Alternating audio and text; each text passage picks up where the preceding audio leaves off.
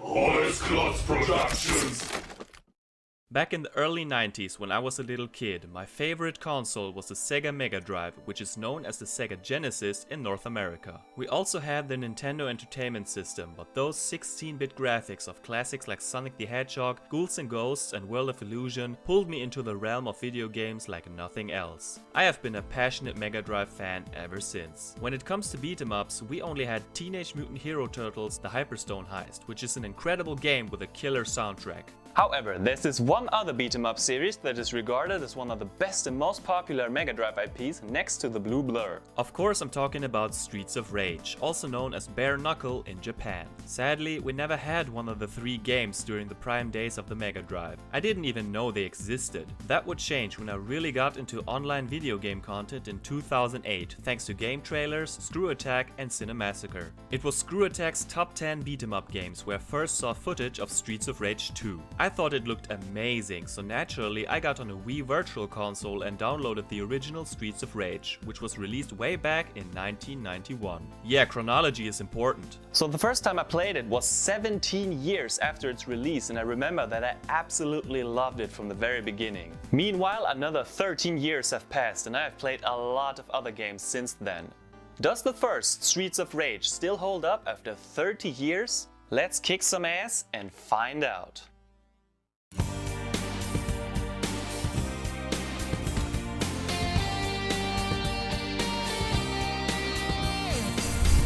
From the gamer, the legend, he's come to show you the way in this world of games.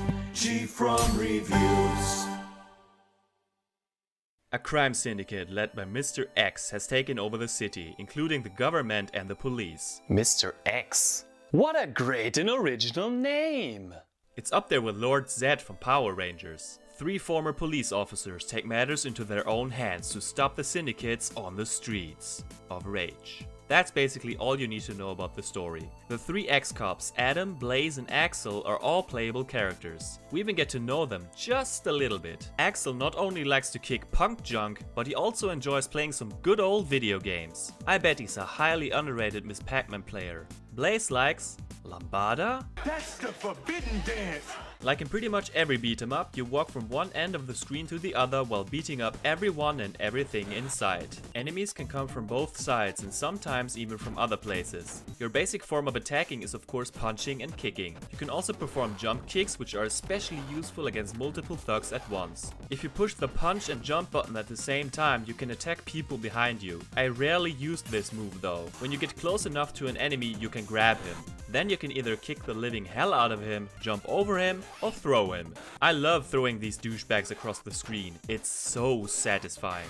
Your other attack options come in the form of melee weapons. They are mostly found on the breakable objects, but sometimes you have to steal them from the bad guys. The pepper shaker stuns your enemies for a brief period of time, making them defenseless against your fists of justice. Beer bottles break when you swing them over somebody's head, but you can still use the broken bottles to carve out some nasty wounds. The knife should be self-explanatory. Not only does it knock enemies down like the bottle, but you can throw it as well, often by complete accident. Oh, I'm sorry, I didn't mean to do that. Are you alright? Next we have the baseball bat, which can knock down multiple punks at once. Finally, there's the lead pipe, which is a slightly longer range than the baseball bat and therefore is the strongest weapon in the game. With one major exception, but more on that later. By the way, you can drop a weapon 3 times before it disappears. You drop it when you get hurt or if you pick up a different weapon. It's so frustrating when you want to swing your bat at someone and pick up a weapon instead, especially if it happens repeatedly. There are also several items you can pick up. Money bags give you 1000 points and gold bars reward you with an incredible amount of 5000 points. Who cares about points, right? Everyone should care. Points matter. You get an extra life for every 50,000 points. So don't overlook those precious bags of money and gold bars like you would in real life. Apples give you a little smidge of your health back and beef refills your life bar completely. Who wouldn't eat meat found under a dirty barrel? I always try to pick up the beef at the last possible moment, but sometimes that tactic backfires hard. Rarely you can find a 1-up. You start with 3 lives and 3 continues. After using a continue, you lose all of your hard-earned points. Lastly, there's this special item, but more on that later. Our three main characters all play differently with their own strengths and weaknesses. Adam Hunter is strong and has an incredible jump kick, but he walks slower than the other two. I prefer to play as him on higher difficulties. Blaze Fielding is the fastest character and she also has a pretty good jump. Sadly, she is the weakest character attack-wise, which is why I mostly only play as her on lower difficulty settings. Axel Stone is my favorite character. Although his jump kick is pathetic compared to the other two, he is quick and strong, which is my preferred combination. If you don't count the bosses, there are only 5 types of enemies in this game. Every type has multiple versions, indicated by the different colors. Galcia is your standard punk. He can grab you from behind, knock you down with a 3-punch combo, pick up weapons and even throw knives. Usually he doesn't pose a threat when he's by himself. Dealing with a group of these guys is a different story. I always thought he looks very silly when he walks around with a knife. Signal is also a very common enemy and significantly more annoying than Galcia. If you get too close to him, he will throw you over his shoulder and he also likes to slide into you. Sneaky bastard. I really don't like being thrown around like that. It hurts my feelings. Nora is a dominatrix who likes to whoop your ass with a whip. In her black outfit she's especially irritating because sometimes she gets on her knees after you hit her and you can't damage her until she gets up again. What, am I supposed to feel sorry for you? Your whip hurts too, you know. Hakuyo is a kung fu dude who jumps around a lot and kicks you in the back. I think sometimes he's just showing off his amazing jumping skills for the hell of it. I don't have time for that. The last regular enemy is Jack. He looks like his hair is on fire and he juggles with either torches or axes, sometimes throwing them at you from a distance. Thankfully, you can kick the projectiles to prevent them from harming you. I hate Jack because it's tedious to defeat him. It takes too long and you take damage when you get too close.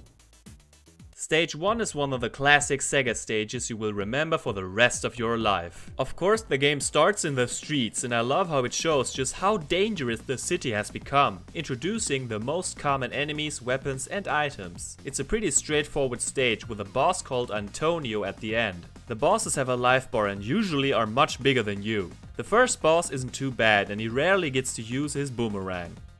Stage 2 continues our journey through the streets of Rage. It is here where Jack is introduced. There are no real surprises in this level, but I admire the attention to detail, like the posters blowing in the wind and dirty words sprayed on the walls with graffiti. Yeah, this is for mature players only. Souther is the stage boss and he is a piece of shit. In all these years I haven't been able to figure out how to beat this Wolverine Freddy Krueger ripoff without dying, and I swear you can't escape this attack right here. I guess I could just look it up, but back then you couldn't go on YouTube either, so there's that. Stage 3 changes the scenery with some nice romantic brawling on the beach. Occasionally it rains, but that's the least of our problems. Again, I love the little things like cans rolling in the sand. The boss is an ultimate warrior looking prick called Abadede. At first he seems like a tough challenge because he just keeps running at you, knocking you down in the process. But with jump kicks and the right timing, he is a piece of cake. Stage 4 takes place on a bridge and introduces the first stage gimmick, holes. Falling into them means instant death. You can use them to your advantage though, and I personally like to throw people into the holes whenever the situation allows it, like any good citizen would do. This is another fun stage with very appealing backgrounds and nice water effects. The boss is called Bongo and he just plain sucks. His only attack is running at you, while breathing fire. What the hell did he eat? It's difficult to get out of the way and you somehow have to get behind him. I always try to get in one punch at a time without using combos. That way he freezes for a moment, and although it takes a while, it's the safest way to beat him. Never tried to throw him though. He is way too heavy and will crush you under his considerable weight. Not the most glamorous way to die. In stage 5 you just walk from left to right again, but with a little twist. Visually it's one of my favorite levels with some incredible parallax scrolling. Every level so far has gotten a little more difficult than the previous, but the gap between stages 4 and 5 feels bigger. The amount of enemies you face is higher, and midway through the level you face a mini-boss, who you may remember as the end boss of stage 3. Seeing as most lives are lost on the bosses, this can be a huge problem depending on the difficulty you play on. The end boss of this stage is my least favorite in the whole game, and there are 2 of them. Onihime and Yasha are basically palette swaps of Blaze. They are incredibly acrobatic and react to your every move. Jump kicks rarely work depending on the character you play as, and if you get too close, they grab you. Most of the time when you finally do manage to hit one of them, the other one attacks you. It's a frustrating battle that takes too long and quite frankly feels unbalanced and, dare I say it, even unfair. Stage 6 takes place in a factory and introduces two new gimmicks. First, we have conveyor belts. I feel pretty neutral about those. Sure, they can be annoying at times, slowing down the gameplay. You can also use them to your advantage. I guess it's nice to have a little more variety, but in this case, I just don't care that much. The second gimmick are the crushers. I hate those. Because of the weird perspective, it's hard to judge where you can stand without getting hurt. It's a fairly common problem with vertical stage hazards in 2D beat-em-ups. Thankfully, a red light indicates when the crusher will come down. The only positive is that it crushes enemies too. The mid-boss is Bongo, and he sucks as much as he did before. The end boss is a bit disappointing. It's Souther again. But twice! Why? I will never understand this. Did they run out of bosses? Reusing them as mid-bosses, okay, I get that, but this is just lazy, and beating two of them is complete bullshit when I can't even kill one of them without losing lives. Overall, this is the only stage in the game that I'm not fond of in the slightest. It's the part I wish I could just skip on every playthrough. Thankfully, stage 7 is way more fun. It's unique because we don't walk from left to right. Instead, we're on an elevator, trying to make our way to the top of the building. Every now and then the elevator stops, and that's when you fight hordes of goons. You might think it's monotonous, but it really isn't. I can't describe how much fun it is to throw one bastard after another over the railings. I could do this all day. Oddly enough, this level doesn't have a boss at all, or items for that matter, only weapons that the bad guys carry. In all honesty, this might be my favorite stage. It's just good old retro gaming fun where I can turn off my brain for a moment. Stage 8 is the final level, and it has a feature that will blow your mind. You're probably not mentally prepared for this, but I'll tell you anyway. In stage 8, you walk from right to left. This is insanity! How did they come up with this brilliant game changer? Before we get into the final stage, we should talk about one of my favorite aspects that is exclusive to the first game in the series.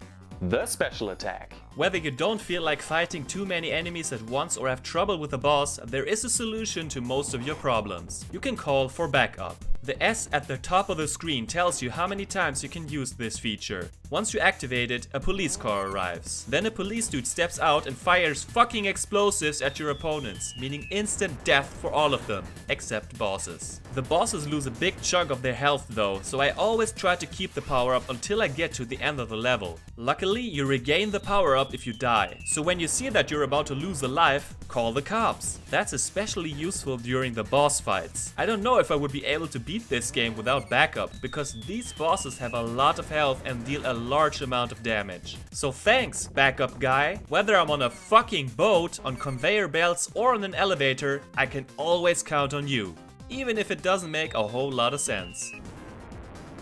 So why am I telling you about this power-up now? Because you don't have it in stage 8. Yep, the one thing that you could always count on in desperate times is absent from the most difficult stage in the game. Not only is it by far the longest stage with the most enemies, but even the rolling trolleys are out to hurt you. Every single time.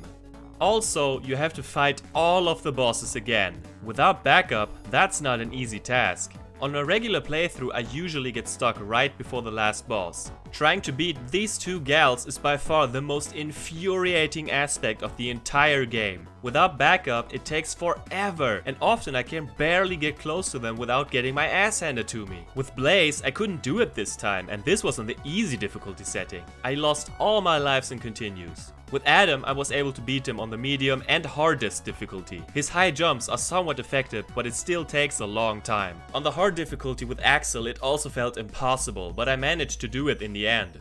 Patience is the name of the game. I mostly walk towards them so that they can jump over me, and then I punch them in the back. On most of my playthroughs over the years, this is the spot where I got a game over. And as far as I can remember, it's the only part where I ever got a time over, which also takes away a life. Yeah, there's a time limit in this game. You won't even notice that it's there most of the time. These two are harder than the final boss. I genuinely don't understand why this has to be so goddamn difficult. But it feels oh so satisfying when you finally hear their scratchy death screams.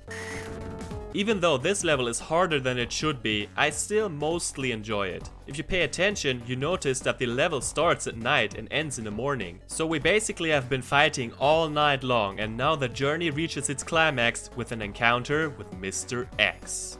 Mr. X offers you a chance to join his syndicate. Whatever you do, don't say yes. You will fall through a trap door and get back to stage 6. Yeah, stage 6! What a cruel man. I'm not even making this up. Say no, fight some of his goons, and then it's on. Mr. X has a machine gun, but he can also knock you down if he gets too close to you. It's a pretty tough fight, but stay focused and you have beaten Streets of Rage. Peace is restored and all that's left is the sound of the Sega Ocean. Not the most amazing ending I've ever seen, but I definitely have seen worse. Did you know there's a secret ending? It's only accessible in the 2-player mode. I'm sure all of you wondered what press to upstart means. Of course, you can also play this game with another person of your choosing, and he or she can join you anytime. I got a buddy of mine to play this game with me and we both had a great time. There are some problems with this mode, however. You can hurt each other, which sooner or later will happen no matter how hard you try not to. Grabbing the other player makes him lose his weapon, which feels pretty unnecessary. On the other hand, you can perform some cool combos if you work together. Talking to each other is essential, or one player might pick up some beef even though the other one needed it more. The second player can also call for backup, and damn, that attack is way cooler than mine. Why can't the first player have the most badass special attack? The biggest change occurs during the boss fights. Yeah, now you have to fight 2 of them. Thankfully, it's never more than 2. 4 of these lovely ladies would have been too much for my brain to handle. Back to the secret ending. When Mr. X asks you if you want to join him, one of you has to answer yes and the other one has to say no. Now you have to fight to death. And I really mean it. One player wins when the other one has no continues left. After that, you're asked once again if you want to join Mr. X. If you say yes, you fall through the trap door again. What an asshole, I can't believe this. Say no instead. Evil man, how dare you assume my gender? Fight Mr. X and kill that piece of crap. Ladies and gentlemen, we have taken over the syndicate. Yeah, I always knew it. Blaze is evil. That's probably not even her, but Yasha in disguise. I don't know who to trust anymore. There are 4 difficulty settings in this game and I attempted all of them several times for this video. The harder the difficulty, the more enemies appear in a level and they seem more aggressive. On higher settings, the bosses deal a lot of damage and almost kill you instantly. During most boss fights you have to fight a limited number of goons as well. They can make your life miserable and turn already hard fights into a frustrating mess. Easy and normal are usually no problem for me. I mostly only die during the boss encounters. Hard and hardest are different stories. When these guys gang up on you, you're as good as dead. The final stage feels next to impossible because you can't make any mistakes. I have made it, but only because I have played this game hours upon hours upon hours. So let's wrap this up. Hey! G-Dog. What the fuck is wrong with you? How can you wrap things up when you haven't said one word about the most beloved aspect of this game? What are you talking about? Did you mute the TV or something? Oh right, the sound effects. Thanks. I can't believe this guy. The sound effects are alright for the most part, with punches and kicks feeling satisfying. The most obvious part where the game shows its age are the voice clips. Due to hardware limitations, they sound scratchy and can be a little bit distracting or even get on your nerves when you have to hear the same clips over and over again. Thankfully, that's not the only thing you hear through your journey. Streets of Rage has one of the best soundtracks in video games, period. The composer Yuzo Koshiro is nothing short of a musical wizard. There is this whole science behind how he was able to pull off this type of sound on the Mega Drive, which is way too technical for my understanding. It sounds like nothing else on the system or in gaming in general at the time. I mean, I love the music in Sonic games from the bottom of my heart, but this shit right here is on another level. He was influenced by artists like Soul to Soul, Enigma and even Black Box, which is a group I have listened to quite a lot over the years. I will link a video in the description where you can check out similarities between the songs from this game and where the inspiration came from. It blew my mind when I heard these comparisons the first time. The soundtrack doesn't really sound like video game music and more like something you would hear in a club in the early 90s. It's mostly electronic dance music like techno and house with influences of black music. There's only one tune I don't really like and that's the one in stage 6. It's not bad, but it's boring compared to the rest of the tracks. The title music is classic and a perfect example of the sheer quality of this soundtrack, with crisp and clean sounds and an amazing piano.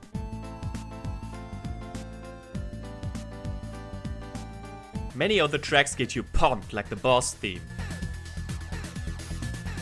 Alright, what the hell, let's just do a quick top 3.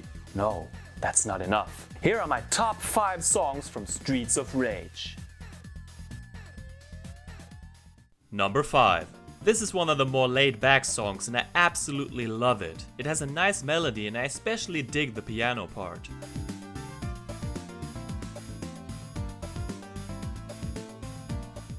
Number 4. Just what I need after the rather dull track in stage 6. It's upbeat, fun, and puts you in a good mood. Such a great track.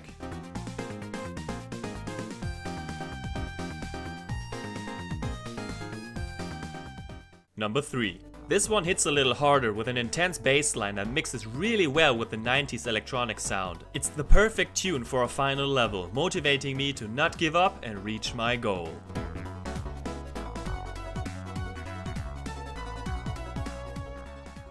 Number 2. The most classic track of the entire game next to the title song. It sets the mood for the entire game, an amped up club vibe. It kicks so much ass and makes me want to beat the shit out of everybody. It takes inspiration from Pump Up the Jam by Technotronic, and I can't describe how badass I feel when I hear this during gameplay. It's one of my favorite pieces of music of all time.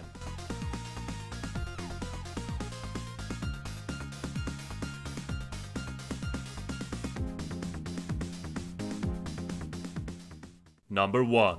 Every part of this song is pure perfection. I have listened to this more times than I could possibly count and it never gets old. Even after 30 years, it still sounds fresh and it elevates the whole gaming experience in ways I can't wrap my head around. It sounds like an ocean with its waves of orchestrated synthesizers and how the percussion mimics a tide brushing up against the shore. I still can't believe this is on a Mega Drive cartridge.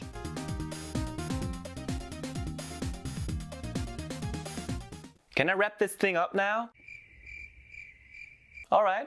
Streets of Rage is quite simply a masterpiece. Sure, it gets very difficult on higher difficulty settings, but I guess that's the point. I'm not really a fan of the bosses though. With the exception of the first one, I think all of them are kinda cheap and it takes a lot of practice if you want to stand a chance against them without losing multiple lives. The 2-player mode is really fun, even if you learn to hate your buddy sometimes. At least you can beat the crap out of him at the end. Mostly I've played the 1-player mode, and over the years this has been a game I've frequently come back to. Sure, the sequels are technically superior in pretty much every aspect, but that doesn't take away from the sheer quality this game brings to the table. The soundtrack is way ahead of its time and I listen to it on a regular basis. The visuals are appealing and most importantly, it offers fun gameplay that is easy to get into. The replay value is high for me because every character plays differently. Plus, it's so rewarding when you finally do beat an incredibly hard stage. All things considered, it's one of my favorite games of all time and I have strong nostalgic feelings for it, even though I've never played it when it was new. If you can't get a hold of the original cartridge, there are several ways to play it. Sadly, you can't download it from the Wii Virtual Console anymore, but there are like 5 million Sega collections out there that include this, like the Sega Mega Drive Ultimate Collection for the PS3. If you happen to have a Master System or Game Gear, there are ports for these systems as well. Streets of Rage would get 2 sequels on the Mega Drive and the 4th game was released in 2020. The franchise is still going strong. Now if you'll excuse me, I think Mr. X needs another smack in the face. Hey everyone, this is G from. Thank you so much for watching my video. Feel free to rate, comment, subscribe and follow me on social media. I'll see you later. Have a nice day.